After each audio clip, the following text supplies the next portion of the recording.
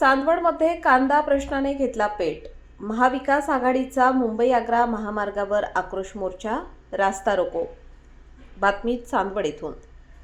कांद्याला कवडीमोल भाव मिळत असल्याने संतप्त झालेल्या शेतकऱ्यांनी महाविकास आघाडीच्या नेतृत्वाखाली आज चांदवड येथे आंदोलन करत केंद्र सरकारच्या विरोधात तीव्र संताप व्यक्त केला.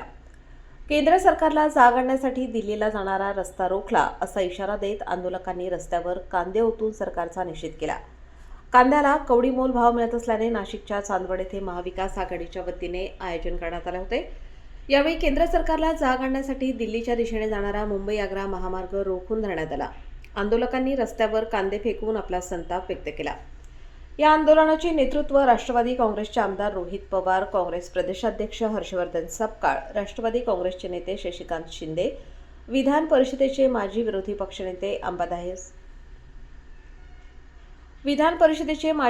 पक्षनेते अंबादास दानवे यांनी केले.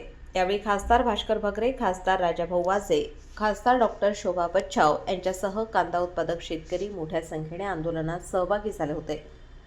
सरकारच्या विरोधात जोरदार घोषणाबाजी करण्यात आली. कांद्याला किमान 3,000 रुपये प्रति क्विंटल भाव द्यावा, आधी विकलेल्या कांद्याला 1,000 रुपये प्रति क्विंटल हमी भाव द्यावा व निर्यातीवरील निर्बंध हटवावे. सुमारे 2 तास सुरू असलेल्या रास्ता रोको आंदोलनादरम्यान काही संतप्त शेतकऱ्यांनी वाहनांच्या हवा काढण्याचा प्रयत्न केला, तर काहींनी रस्त्यावर टायर जाळून आपला संताप व्यक्त केला. परिस्थिती नियंत्रणात आणण्यासाठी पोलिसांनी महाविकास आघाडीच्या नेत्यांना ताब्यात घेतले. मात्र नेत्यांना घेऊन जाणाऱ्या वाहनासमोर आंदोलकांनी घेराव घालून मज्जाव केला. अखेर पोलिसांनी आंदोलकांना बाजूला सारून नेत्यांना पोलीस ठाण्यात नेले. नंतर समज देऊन सर्वांना सोडण्यात आले. राष्ट्रवादी काँग्रेसचे तालुकाध्यक्ष डॉक्टर सयाजीराव गायकवाड, कृषी उत्पन्न बाजार समितीचे सभापती नितीन आहेर व शिवसेना तालुका प्रमुख विलास भवर यांच्यासह महाविकास आघाडीच्या पदाधिकाऱ्यांनी आंदोलन यशस्वी करण्यासाठी विशेष प्रयत्न केले. कांदा उत्पादक अक्षरशः अडचणीत आला आहे. उत्पादन खर्चही निघत नाही. सरकारने तातडीने निर्णय घ्यावा, अन्यथा हे आंदोलन अधिक तीव्र करू असा इशारा यावेळी आंदोलक नेत्यांनी दिला. वृत्तसंकलन समाधान केदारे, कार्यकारी संपादक देवळा.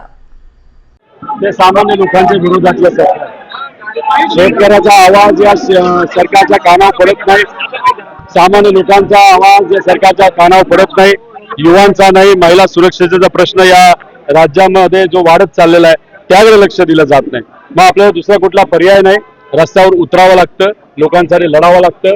18 तारखेला आपण लढलो तेव्हा तिथं 3.5 रुपयाली कांद्याचा रेट सरकारकडनं वाढवण्यात आला, पण त्याच्यामध्ये आम्ही आणि शेतकरी खुश नव्हते.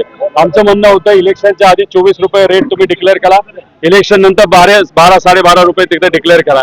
आमचं म्हणणं एवढंच आहे, इलेक्शनच्या आधी जो रेट होता तो तुम्ही डिक्लेअर केला पाहिजे. म्हणून हे आंदोलन आम्ही केलं. आमच्या 6,000 शेतकऱ्यांना, ठीक आहे 6,000 इथं आले असते, 6,000 शेतकऱ्यांना येऊन दिलं नाही आणि आम्हाला तुम्ही ताब्यात घेतलं. कुठेतरी या शेतकऱ्यांच्या मोर्चाला घाबरून आपण जे आंदोलन महाविकास आघाडीचे सर्व नेते आणि शेतकऱ्यांनी मिळून इथं केलं, शेतकऱ्यांच्या मुलांनी मजुरांनी सुद्धा केलं, याला कुठेतरी घाबरून मुख्यमंत्री, पणन मंत्री आणि कृषी मंत्री उद्या दिल्लीला जाणार आहेत आणि हे सगळे विषय त्या ठिकाणी मांडणार आहेत. त्यामुळे उद्या दिल्लीमध्ये काय चर्चा होते आपल्याला बघावं लागेल. तरी सुद्धा जसं आमच्या नेत्यांनी सांगितलं, महाविकास आघाडीची उद्या काँग्रेस भवन मुंबईला मीटिंग तिथं होणार आहे. त्या मीटिंगमध्ये पुढे जाऊन मुंबईवर आंदोलन आपण कसं करायचं या महागाईबद्दल सुद्धा आणि शेतकऱ्यांबद्दल सुद्धा तिथं निर्णय घेतला जाईल. त्यामुळे बघूया. पण शेवटी बघा, शेवटी सत्तेतले लोक आहेत, लोकांनी त्यांना निवडून दिलेलं आहे, पण लोकांना हे वाटलं नव्हतं की सत्तेत गेल्यानंतर एवढे माजतील. ते माजलेले लोक आहेत. सत्ता आणि पावर आणि पैसा असल्यामुळे त्यांना कुठेही सामान्य लोकांचं पडलेलं नाही. तो माज उतरावा लागतो, रस्त्यावर उतरावं लागतं. रस्त्यावर जर आपण उतरलं नाही तर कोणच आपला ऐकणार नाही. त्यामुळे आज शेतकऱ्यांनी दाखवून दिलं, सिस्टमच्या विरोधात लढायचं असेल तर सिस्टमच्या विरोधात रस्त्यावरच उतरावं लागतं आणि त्याला आज कुठेतरी यश येताना दिसतंय.